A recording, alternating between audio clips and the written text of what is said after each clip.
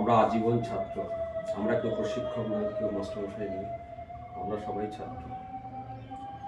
অতএব আমাদের সকলের সমান অধিকার, সমান সম্মান।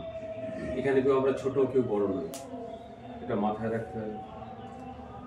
আমাদের যে মহান আদর্শ, এই আদর্শের যে প্রতীক, তিনি হচ্ছেন ডক্টর নরম্যান বেথুন। তাই কিছুক্ষণ আগে আমরা ওনাকে শ্রদ্ধার সঙ্গে স্মরণ করেছি এবং সংগঠনের মুখপত্র থেকে যে 17 নম্বর এবং 18 নম্বর যে ধারা আছে, সেই 17 নম্বর 18 নম্বর ধারার যে গুরুত্ব, সেটা আমরা শুধু মুখে বলে দায়িত্ব শেষ করলে হবে না। এর অর্থটা অন্তর দিয়ে বুঝতে হবে যে আমরা কি বলতে চাইছি এবং কি করতে চাইছি। প্রথম আমি 17 নম্বর ধারাটা পড়ছি। রোগী চিকিৎসক সম্পর্কের নীতিমালা। বলবেন এবার আমার সাথে।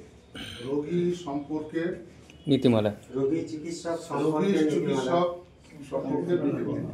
আমরা নিঃশর্তভাবে রোগীদের পক্ষে চিকিৎসক রোগী সম্পর্কের ক্ষেত্রে রোগীদের কোনো অভিযোগকেই আমরা অবহেলা করব না। রোগীরা ভুল করে চিকিৎসকদের দোষারোপ করলেও আমরা তাদের অভিযুক্ত করব না, বরং অভিযোগকে সতর্ক বার্তা হিসেবে নেব। আমরা কাজে কোনো ভুল করলে সঙ্গে সঙ্গে ভুল স্বীকার করব। ভুলকে সংশোধন করতে হবে এবং ভবিষ্যতে যাতে ভুল না হয় তার চেষ্টা চালাতে হবে। এই নীতিমালাকে আমাদের 10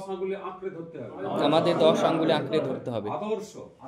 আদর্শ ডাক্তার নরম্যান বেথুন ওনার আদর্শকে আমাদের চলার পথে দিশা হিসেবে গ্রহণ করেছি। ডাক্তার নরম্যান বেথুন আমাদের শিক্ষক ও পথপ্রদর্শক। ডাক্তার বেথুন আমাদের কাছে আন্তর্জাতিক মানবতাবাদের মূর্ত প্রতীক।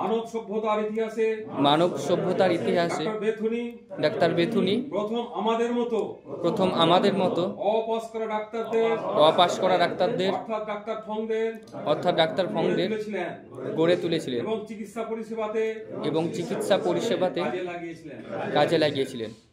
এই 17 এবং 18 নম্বর ধারাটা আপনাদের কাছে নিশ্চয়ই বইটা আছে, আপনারা বারবার পড়বেন আর অর্থটা অনুভব করবেন। তাহলেই আমাদের কাজের সার্থকতা।